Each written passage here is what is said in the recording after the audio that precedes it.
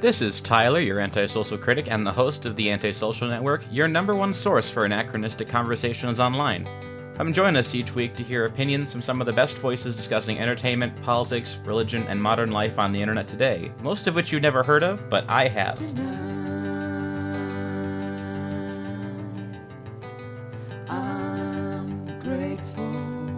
Joining us this week is a return guest, Servaas Hofmeyr. He came on several months ago on the Groupthink podcast to talk about his life in South Africa, and now he's back to talk about a topic we briefly alluded to in that discussion, his time as a student of Roger Scruton, or the late Roger Scruton. How's it going, man? Hey, no, very good, and it's good to be back here. Sure. I think it's maybe almost I don't know if it's a year ago already. We did it like Abby in and I were lost in February, it March. Yeah, it was our summer, and it's now our winter, so it's not the same time, but Oh, man. It's more than a year then. Yeah, difficult to keep track of time now with all the craziness going on. So you guys got all the COVID stuff in the middle of your winter then? Well, it started more what we would say autumn, fall. So I mean, if you start from March, but now we went into winter, with it all. So now we're technically September would be our spring. Although it'll still probably mean more October would be proper spring, but yeah. Well, we got it in our summer, so a lot of us lost out on the chance to go out and do stuff. I don't know that's probably a minor blessing.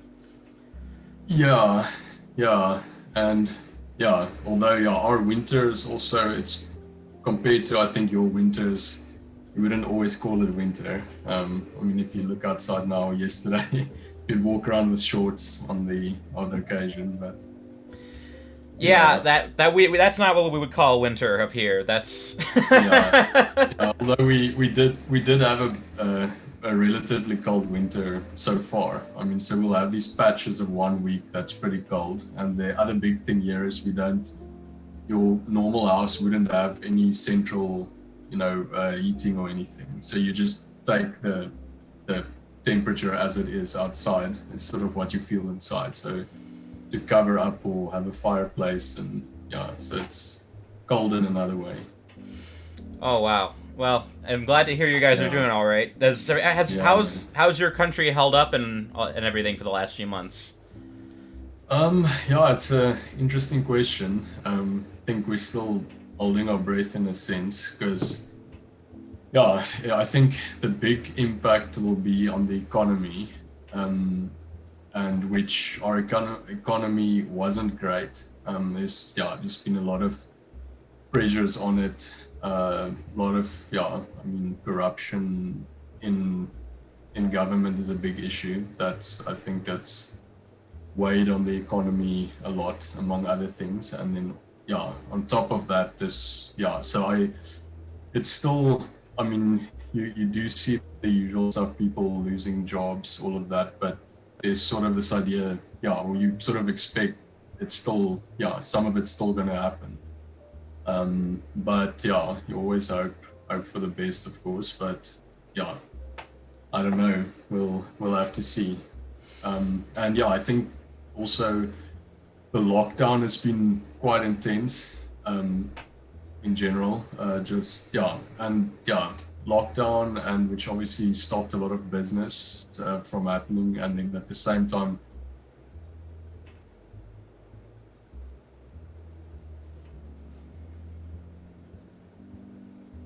a lot of strain, and which people were weren't very happy with a lot of those, and then within it all, further corruption coming out, and realizing a lot of funds that was supposed to help people in this time was actually landed up in other pockets. And so I won't say people are happy, but also we're moving on. How's that affected your and Abby's ministry then?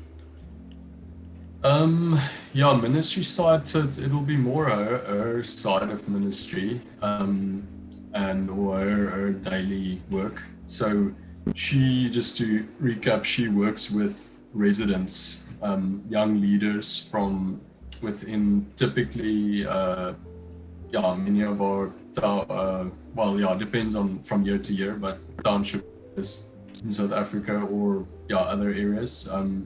And it's young Christian leaders that they work with in their program. And so, being a residential program, all of them had to go home to where their parents or where their other place of residence is. And so that was disruptive as well. But they also went the way that many schools did, going online. But in it all being more of a hands-on year of residency, and big part of residency is being in community, being together, learning to live together, and then also working with certain ministries or NGOs while you're in that space. None of that could happen, of course. So it was a strange year as well. So they did their theological, all the coursework they went on with, and sort of personal mentoring, those stuff we could.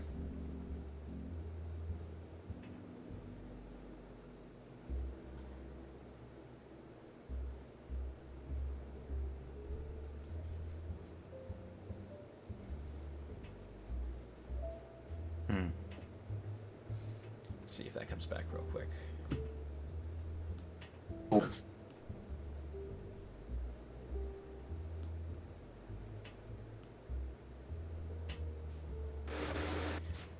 Hey. I lost you for a minute there. Sorry. Yeah, yeah, I'm not sure to what level you're gonna edit it in the end, but if I have to restate something, but no, it's okay. We can keep it. We can just keep talking. So we'll just go with it. Yeah. So you obviously you kind of talked. Well, you were saying about Abby's ministry, but how does that affect yours? Yeah. Yeah. So So for myself, I mean, as in ministry, I'm not as formally in ministry as Abby would be. So my day job and what I'm doing now is I work at a tech company in marketing. So that's why I spend most of my time, although I'm still involved with East Mountain where Abby is. I do mentor a bit. Then obviously any other form of church life where we're at, that also sort of stopped existing in the things where everything went from home. But work life for myself was I was fortunate to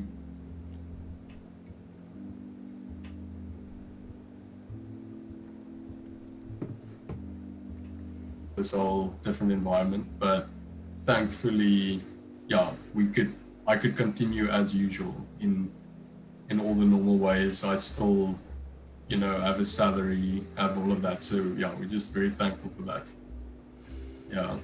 Well, that's a blessing. I mean, a lot of people don't have it, so it's good that you have. That's big. No, that's and we keep reminding ourselves to just recognize the privilege of having a job, of not being interrupted that way. So that's huge. Yeah. So the last time we talked, you kind of either you or Abby kind of quietly threw into the discussion that you had been a student of Roger Scruton. That was fascinating to find out about on air. And obviously, I wanted to talk about that for a while, but I did want to get a little bit into his work before we talked, because prior to this year, I was familiar with him, but I was not intimately familiar with his work. I hadn't read any of his books yet, and since talking, I've read 2 of his books, and I watched a lot of the documentaries and stuff you sent me about him. And I'm thoroughly impressed by his output. I mean, it's a shame he passed earlier this year. Well, like in January, right? Yeah, January.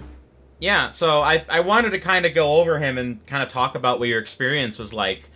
I mean, for first and foremost, could you offer a quick kind of an elevator pitch on who he is to anyone who hasn't heard of him?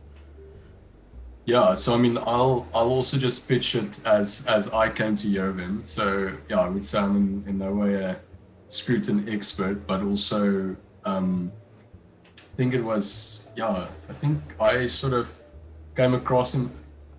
I've tried to remember afterwards, but I think it may even have been something like just on Twitter where I don't know if it was his own profile or people accounts that sort of tweeted his work, and yeah, something there just caught my eye, and I sort of also started following up on this and read a book or two, and but yeah, we'll probably get back to that. So just in short, he's a I mean he's known in a few ways, but often called like the pre-eminent conservative philosopher of England, and which is in itself probably a term to unpack, of being a conservative. And him, I think a lot of his work was trying to articulate what is conservatism and why it should be taken seriously.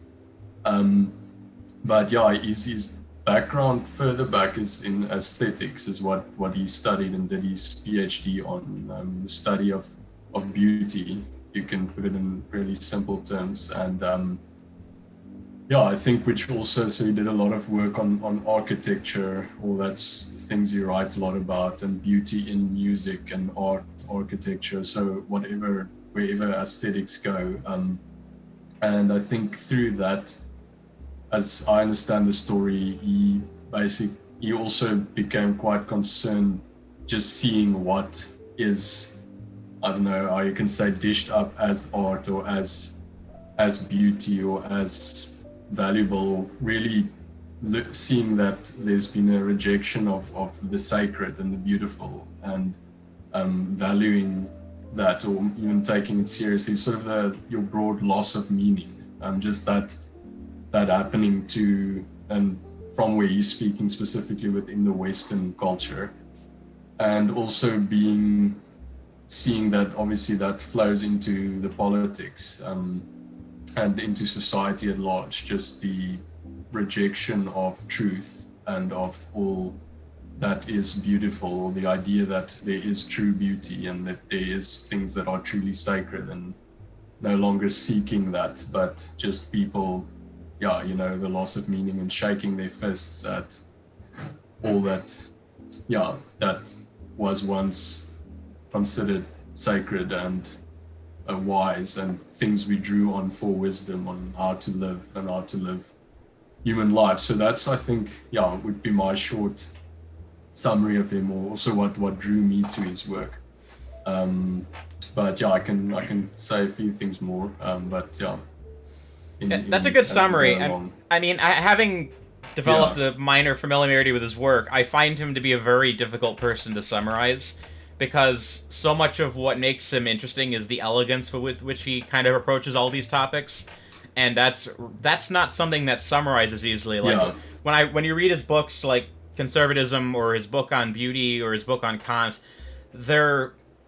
he's approaching such complex topics in such a roundabout way that he doesn't, summarizing it doesn't quite capture the full breadth of what he's trying to say. And it makes it hard to just kind of distill it into something easy, which I think that's kind of part of his point too, is that there's some complexity to the world, and that being able to approach these topics with nuance is important. And I think he certainly brings a lot of more nuance to some of the topics that he discusses than a lot of people, especially nowadays, where you see, I mean, the concept of conservatism or the concept of religion, they can devolve very quickly into things that aren't elegant, and he's kind of above the fray in a lot of that. So it's... Ah, shoot, did I lose you? One sec, let me see. Alright, we back? Sorry. When did I cut off? I lost you at you. You said you basically responded to me just saying that he's not someone to summarize easily, and that's where I lost you. Right before the speech. Okay. So might have to repeat quite a bit. Yes. Well, in short, I was just saying he's Probably not. have a bit of a His elegance puts him above a lot of the fray of modern political discourse and a lot of modern religious discourse, because the things he's trying to say are complex, and so much of modern discussion is not complex or nuanced, and the things he's trying to promote, I think, are innately good in and of themselves, especially if you give them the time to kind of let them play out and hear what they mean. But it's easy to look at his work and kind of just dismiss him as regressive or reactionary. Like, he got right a couple months before he died, he had that controversy where someone misquoted him on something he said about China, and everyone, all the newspapers were like, Scruton says Chinese people are robots, and that wasn't what he said at all. But he had to spend the last couple months of his life dealing with a slander campaign that got him kicked off a bunch of his professional positions briefly. So it's being able to kind of fully say what it is he's about is challenging. Yeah, yeah. I think if I may, I would summarize, and I think I've read somewhere the other day as well where someone said it, and I thought, okay, cool. So it's not just me summarizing it like that, but I think it's the concept of home. Home as in, yeah, where so he talks a lot about national identity and the place where we live, and politics is a love of home, or I mean the political philosophy is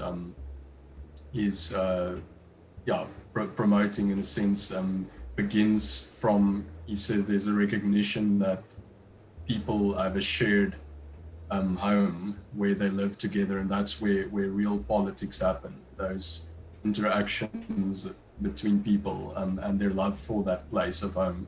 And I think that's also the thing that really drew me to him on the question of identity, which is where I was more interested in human identity and personhood expressed as, embodied beings in a specific place, and that's where life happens. And so I think a love for home, he calls it oikophilia, if I pronounce it correctly, is very central to his work. So also, if you look at his green philosophy, talking about environmental issues, that's sort of the strand that flows through everything, that ultimately we need to recognize that people gather together in communities in a shared space, and they're often tied together by their love for that space, and that's what they care for, that space, and to maintain that space. And that's where institutions develop to bind them together, and often again in that space, and the institutions exist they're in a physical space. And so it's not to so I think it's also, he tried to almost how would you say, not warn or guard against just abstract ideas coming from outside and sort of encroaching or forcing themselves down on this space where actual people live and have actual lived experiences, where for him politics should rise up from that space where people live, where compromises happen, where conversation happen. And beauty then is what he pursues, is also what he says beauty to, I think someone, I watched also a video the other day where someone pushed him to define, but what is beauty then? And I think in short he said that's beauty is that what we feel at home in. That's sort of ultimately what the beautiful is. It's not, it doesn't disturb reality. It's rather, it acknowledges, or when we see beauty, it's that thing that recognizes reality for what it is, and that speaks into reality and provide that space where people feel at home in. And that's where he was on that board for Building Beautiful. So that was a big thing of his, architecture and building in a way that is beautiful and that provides a home for people. that was the commission he was on, that he was kicked off, that you mentioned just earlier, when that controversy happened. Yeah, it was the last year of his life. Yeah, and I know you said you wouldn't consider yourself an expert on him, so I'm not expecting you to be that for the podcast, but yeah, no, I do want, no. Obviously, as someone who's met him, I do kind of want to hear about how that played out and what kind of experiences that kind of brought forth. Like, how did you kind of wind up in his class of all places? Yes. Yeah, so that was what I mentioned earlier. It started with, as I say, I can't remember exactly, but let's say Twitter, which is, so there are good uses for Twitter as well. Good things can happen on Twitter. So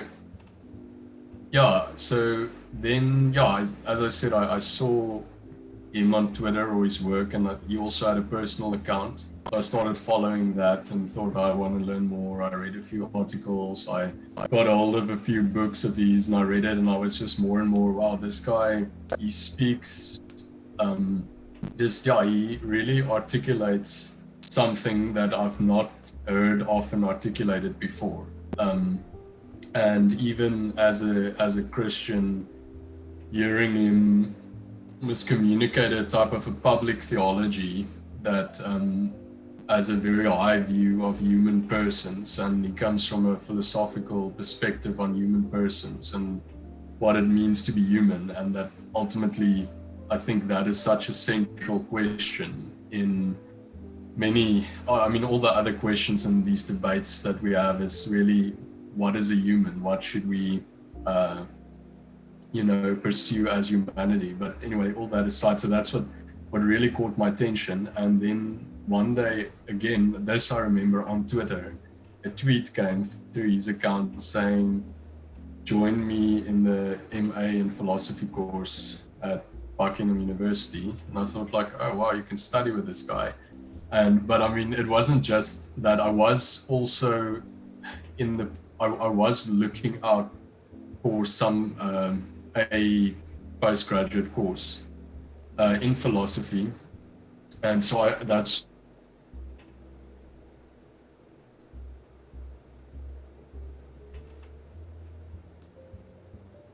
Let's see if he comes back right away.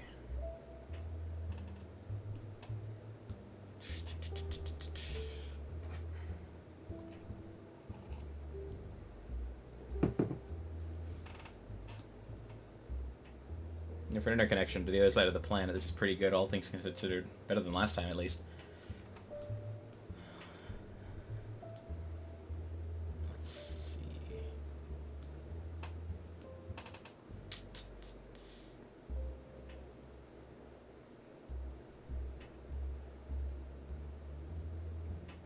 Can you hear me on that end?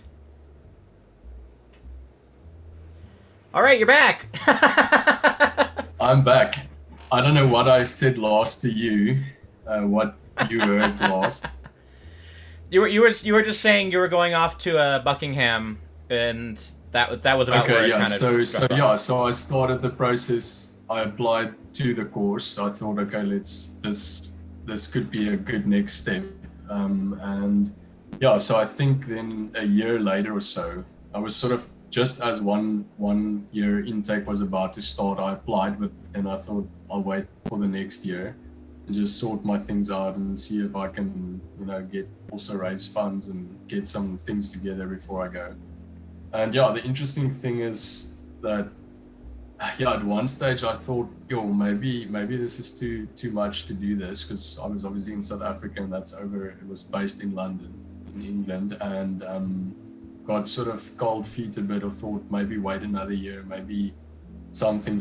And my dad actually told me just from nowhere, listen, do this. You don't know how long he will be there giving this course, Go for it if he's a specific guy that you'd like to study under, which is, and so I did go, and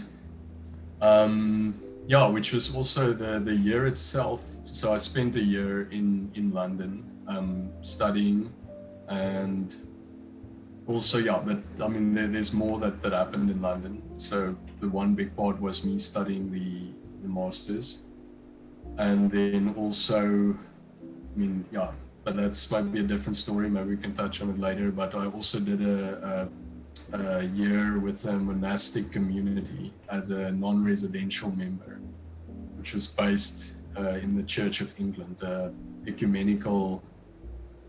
No, some people would call it a neo-monastic community, but so that was sort of also a big part of my personal, faith journey that happened there while I did the course in England. Both was based in London, and yeah, that's how I ended up studying there. He was our lecturer. So it was research degree. So most of your time was spent researching and writing on your topic with your supervisor. He wasn't my personal supervisor. He was some of my classmates' personal supervisor, but then we also had two other supervisors that assisted him, and I was with one of the others. But yeah, so he led the classes. So about once a month throughout the year, we would have a class, which was also quite a spectacle. I mean, just for someone that's not used to it, like me, from a small town guy from South Africa. It's so you would go to one of these, they're called clubs in London, or the old gentlemen's clubs. It was hosted in one of them, so you have to dress up and be all smart. And the style that it was done in is we were about 12 actual students in our year. Then with Roger teaching, he did sort of half of the courses, and then the other 5 or 6 of the 12 courses that was taught, he brought in professors from other, they're all UK-based universities that was maybe more expert on that specific topic that he wanted to do, but he did sort of the first bit of it. And so we would come together in that club in a room, sit around a table. So it's just one big table. He would deliver his lecture for the evening, and then we would go out and have wine together, and then our lecture table will then become a dinner table. So it would be just rearranged, and then we would sit down and have sort of a 3-course meal, and then discuss what was said in the lecture. And so that's when the more real discussion happened. And obviously people came from different backgrounds, different exposure to philosophy. For me, a lot of it was quite new, so you tend to be more of a listener than necessarily a participant at times. But I think one thing also I have to say about Roger is he was pretty good at sort of working the table, if I can call it that, as a host lecturer, and including some people who's, I mean, our class was pretty much, some of my classmates then was in almost 80 years old, in their 70s, retired. So it was quite a mixed bag. And I think I was probably, just a rough guess, I was in sort of the young 4 or young 5 of the 12. And then we had a few, I'd say, like in their 40s, 50s, and then maybe 3 or so, like I say, in their 70s. But so it was a good, different perspectives on life and different ages. But he did pretty well to let the conversation happen, and to let everyone, share their view and speak as they wanted to participate in it. So that in itself was a great experience, and for him, that was very much how it should happen. For wine was quite important to him, that wine should be part of the conversation and part of good conversation. He's written a book on wine, the philosophy of wine, which is one I still need to read. But I think, if I understand it correctly, he dealt with various historical figures, philosophers, and compared them to specific wines. I think it's part of how we wrote the book, but also the role of wine, just in society as an element, and just its place in society and in good conversation, and also what the abuses of alcohol would be, and but so that aside, so that having dinner, having a conversation, I think that's the one thing that I would take away from it. And I think the tweet I sent out as my personal sort of message when he passed away was basically that his desire for his students was to gather around tables like this with whoever is willing to have a good conversation and discuss the big ideas, but not obviously for the sake of discussing them, but also I think he said the task of a philosopher is to retrieve those lost things, to argue again for the beautiful and the true and the good, and in a world that has pretty much lost hope and given up on it, or even proudly say that there is no meaning, but to make a case again for meaning, for that thing that we intuitively can sense is there and is true, but to make a good case for it and to discover it.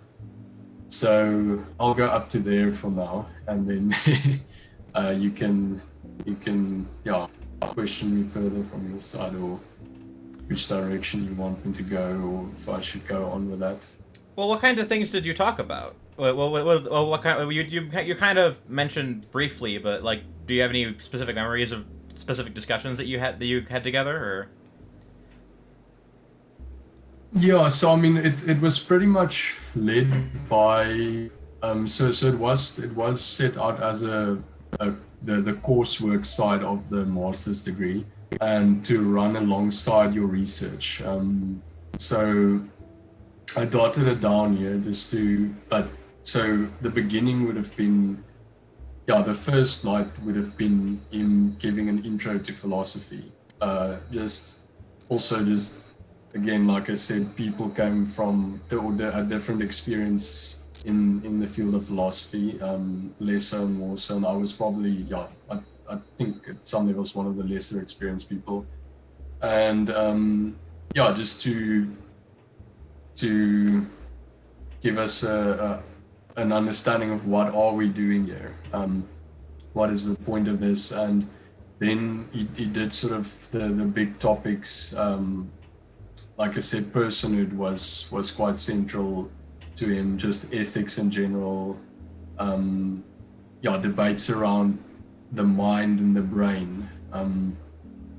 He sort of, there was, later on we had some of our guest lecturers also topics on, he was, no, I'm not going to get his name in this moment, but he spoke about, for instance, evolution and Darwinism, and this Ray Tallard, that's his name, he would call it Darwinitis, the obsession with the material, and so I'd say where Scruton, I think a big how can I say, if I can call it part of his cause, was also to really champion the human person as something otherworldly, something that's not just here and part of the world, but the fact that we stand separate from this world as subjects, and that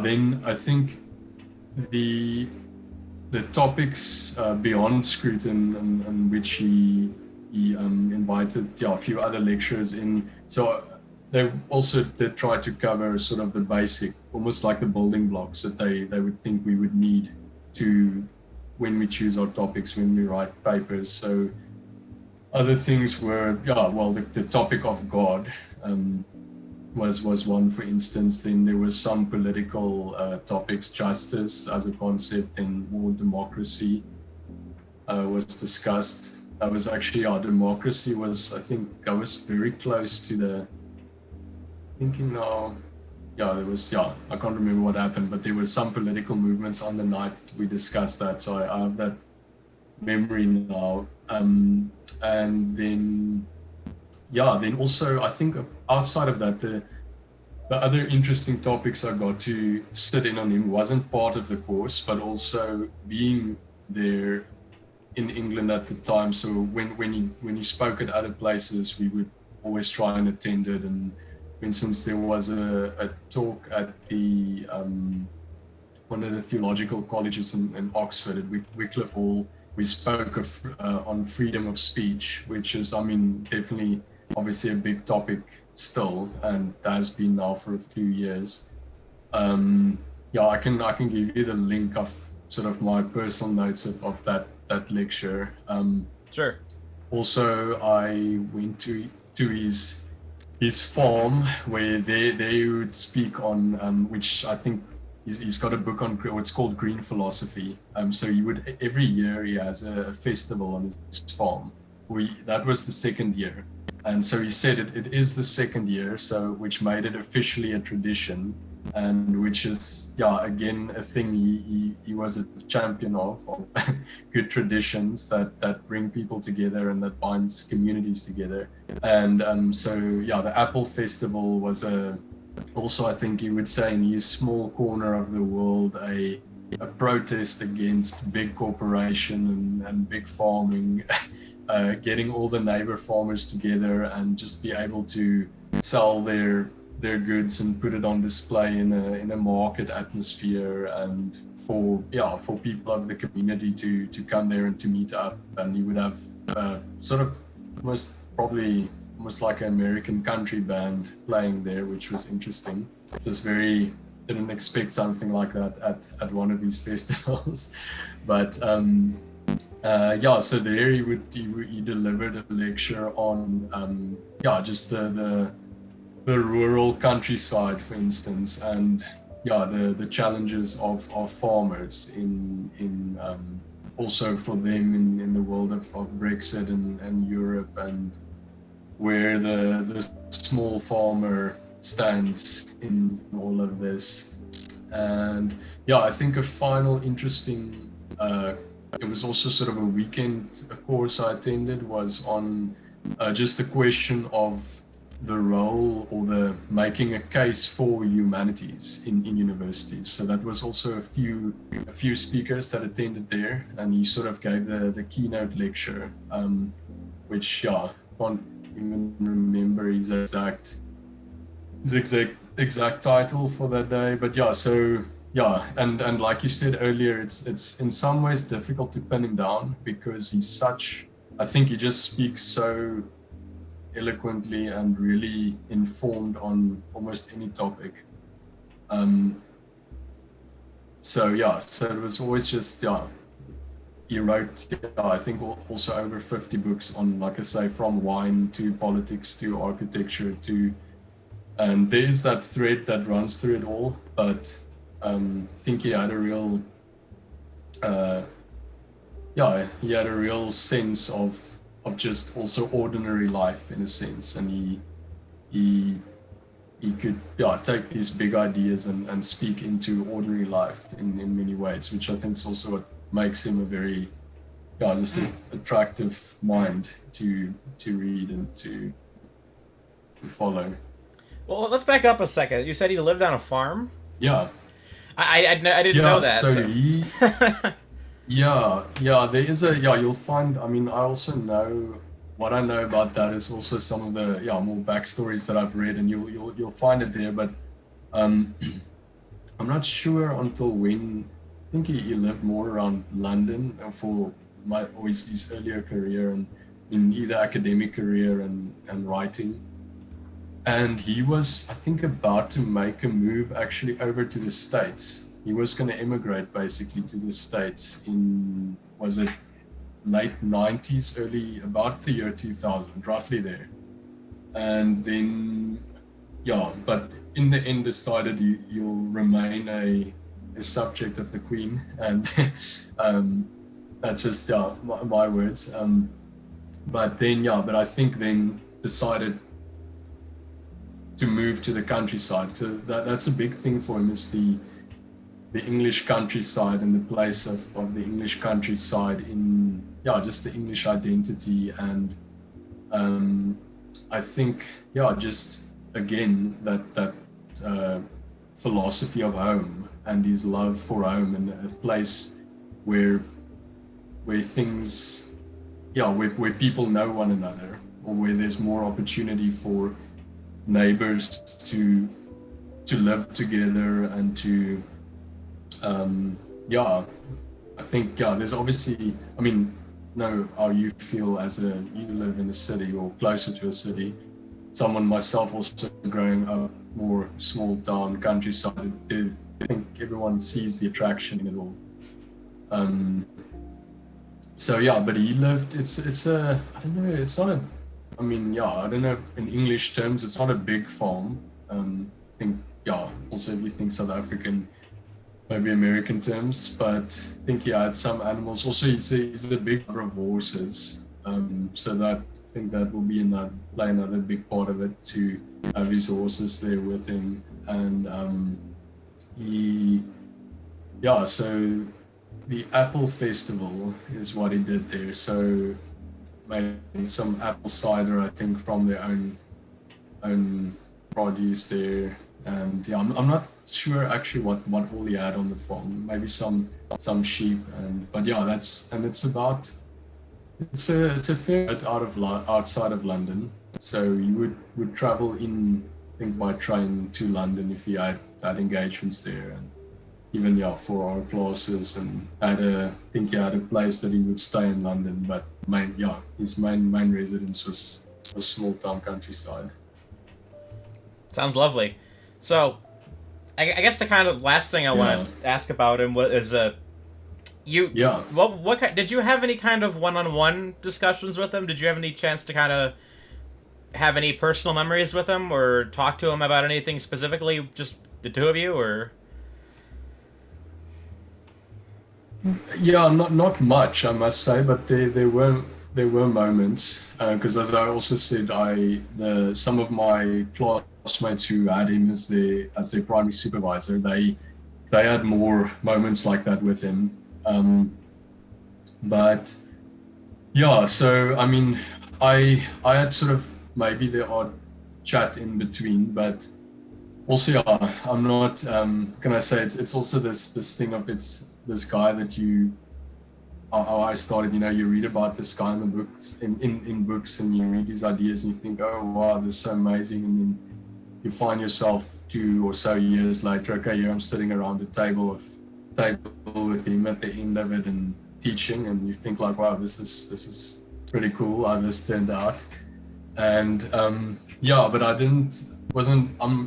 think I'm also more of the type of person that I keep my distance in that sense. But I did. I think the one thing that came to mind is one night in that I said we had sort of that break in between our lecture and our dinner, and where you break out into a side room and just have a glass of wine together, where I found myself, okay, there him and I were standing. So I read in his autobiography, which is I think that's a book worth reading. Just to you get a lot of his ideas and his personal story in there. There was one chapter on, I can't remember the exact name now, but it's a French reference to, I think, to some play or another book on Africa. So there was a little bit in Africa, and he actually visited South Africa, I think, towards the end of apartheid in the late 80s, which is a very funny, typical, which I would think a typical Roger story in that book, of just him being who he is and this sort of high culture man, but then finding himself in these random cars visiting places illegally to meet with, I think it was, yeah, anyway, that's a long story, but meet with people. I think he was also teaching something to a group of people who studied design or some art, and somewhere got hold of him to come and give them lectures on things, because he also has this whole history of teaching underground in some of the Eastern European nations. So he was, yeah, I mean, yeah, I think that's a pretty cool thing about him, just, you know, going where he's needed in a sense. And but anyway, that was not, so having read all of that, I just sort of, I thought, okay, I'll bring that up, and I asked him like, oh, yeah, I've read that in your book, and I was sort of hoping maybe you'll tell me a bit more about that experience, about what happened there. But he was just sort of thinking, yeah, I think I probably, or I'm unlikely to visit South Africa again. I was like, oh, okay.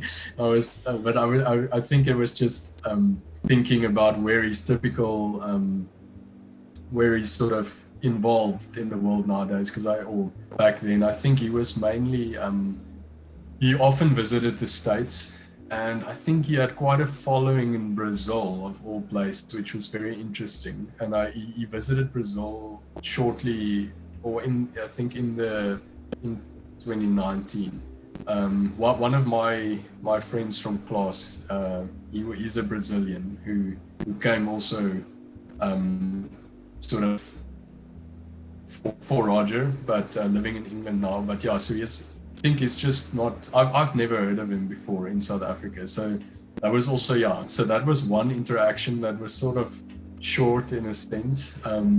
But then maybe something more lighthearted was, because he's got 2 children, and yeah, quite relatively young children for a man in his 70s. They were, when I was there, they were basically just finishing up high school, and we were sitting in one, also again a breakaway lecture, and I was sitting with them, and we were talking about just the current generation, and yeah, just a few questions around it, and social media, and the world of social media, and how we're going about things. And he was telling this story, or he was mentioning, yeah, the big thing about this generation is they, or say the millennials, is it's very difficult for them to put one foot in front of the next without someone giving them permission to do so. They find it very difficult to just go out into the world and take responsibility for their actions. So I was there, and I said, well, I'm probably a bit of a millennial myself on that. And then I was, yeah, and so I asked him about, and so how is your kids doing with this world of social media creeping in, you know, and yeah, and he was saying, yeah, the thing is also so yeah, he's got a son and a daughter. He said, my daughter is doing better, but girls tend to do better at this from a younger age, where my son, I need to give him still a bit more nudging, but he will get there. So that's sort of, yeah, I think the intimate type of you know, conversations I've had with him, not many, so it was mostly in group settings. He also referred to himself as, he said at home he would asking about his kids and sort of what it's like at home with them. He would say he's mainly just the old geezer sitting in the corner that people call on if they need the definition of a word that they're struggling with or something. But yeah, so I think yeah, also more of a private person, and but yeah, like I said, he definitely has a very human side to him, a lovely side, although I didn't necessarily engage with it that much. So some of my friends that I said that was closer to him or worked with him more often saw more of that. Sure. That side of him, yeah. All right. I kind of want to wrap up. Could you suggest a couple of things people should check out if they want to learn more about him Yeah. or get a grip on his philosophy a little bit? Any books or documentaries you recommend? Yeah, I think the ones, yeah, I've read, like I said earlier, the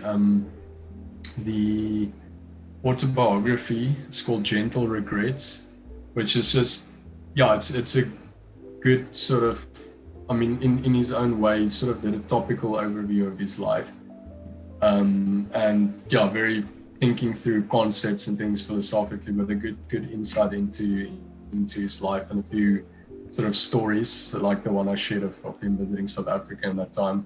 Then another very well-known book of his is How to Be a Conservative, which is which is said is part of a big task of his, where conservative can mean very different things in different countries. And yeah, even in South Africa, it's a very negative word, conservative.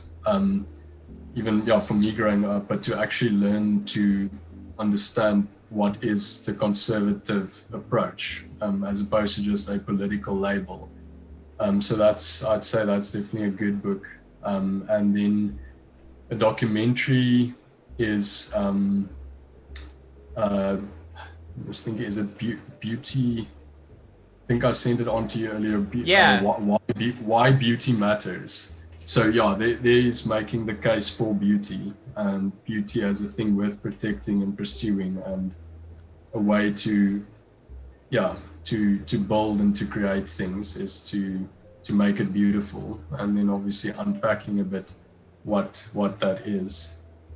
And if I can say a final thing, also just about him and about that book of How to Be a Conservative, the approach with which he did it is also not so much to knock alternative views, but to draw from alternative views and to acknowledge the truth in alternative views and views with which he disagreed with. And I think that's one thing from even the classes we had with him that really stood out for me, is that he was very adamant that when we argue against an idea, or to actually work with the idea and to acknowledge what is true about the idea even when we disagree with it, and that he didn't allow people to sort of make ad hominem attacks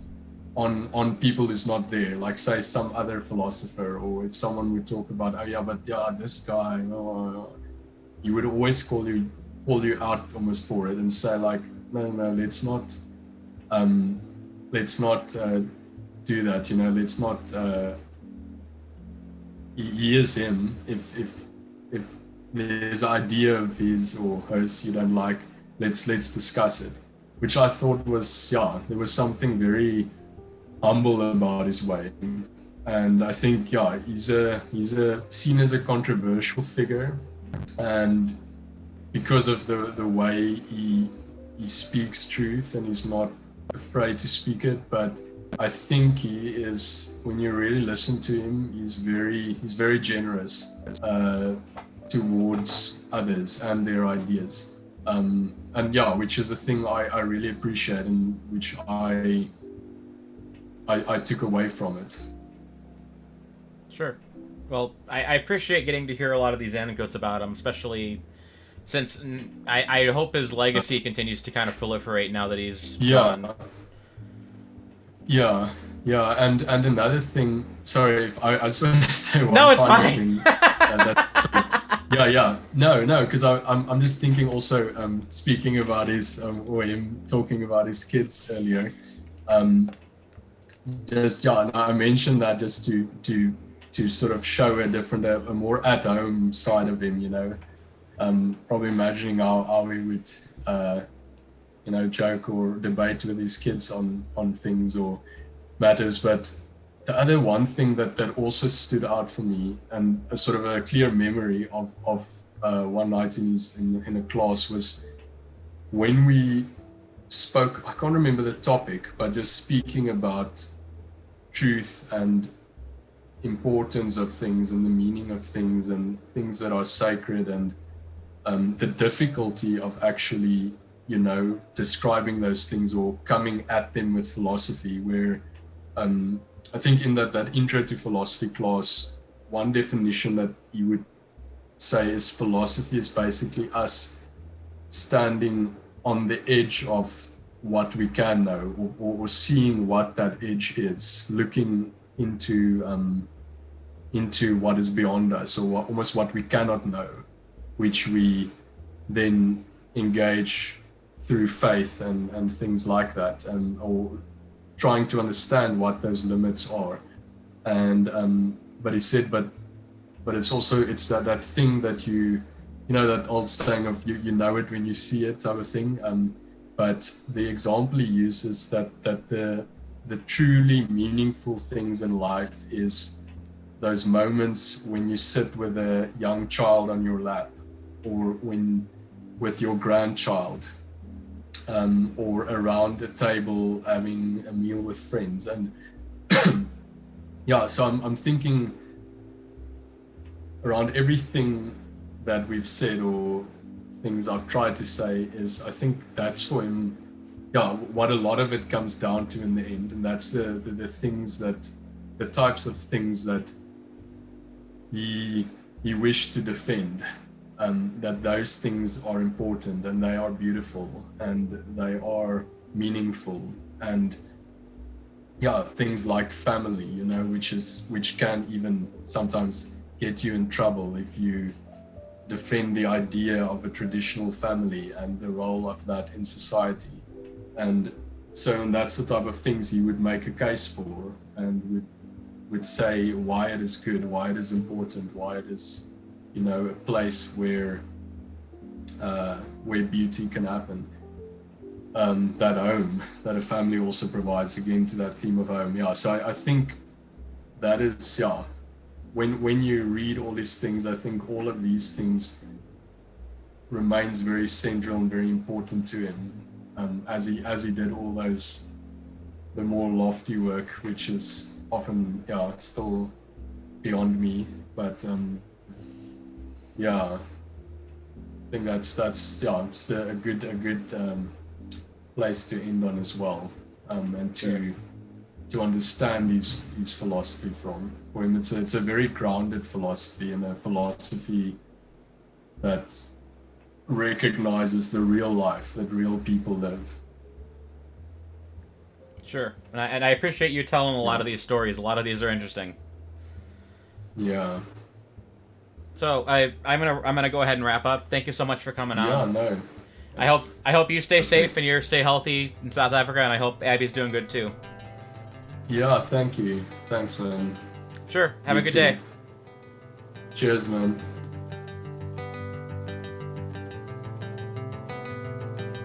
The AntiSocial Network is a Groupthink Productions podcast. Editing, producing, and hosting are by Tyler Hummel, artwork by Crystal Cowley, and original music was composed by Melissa Lafira and the late Dan Smolla.